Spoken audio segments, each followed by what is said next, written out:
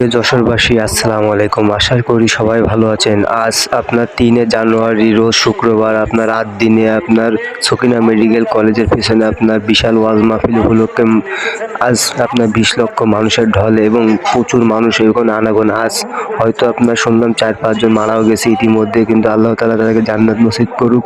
আমরা যেন আপনার ইসলামের দাওয়াতে আপনার সবাই আপনার ভালোভাবে থাকতে পারি এবং বাংলাদেশকে সহি সালামতের জন্য রাখতে পারি।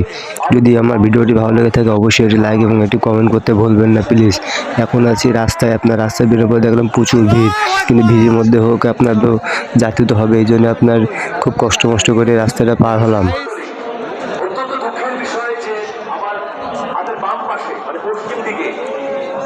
মানুষ পদদলিত হচ্ছে, এত বিপুল পরিমাণ মানুষ এখানে এসেছে। এইরকম বিপুল জনসমাগমের একজন ইসলামের নানা অনুষঙ্গকে সহজভাবে সামাজিক যোগাযোগ মাধ্যমে সিরিয়ালে 49তম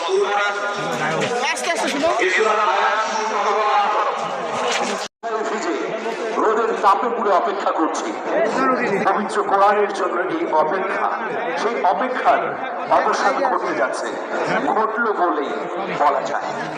যেন কবির সেই কবিতার মতো, কত যে আধার পরতা পাড়ায় ভোর হলো জানি না তা, নারঙ্গি কোণে কাঁপছে সবুজ। পতাকাগুলো উঠা দিন, পতাকাগুলো উঠা দিন।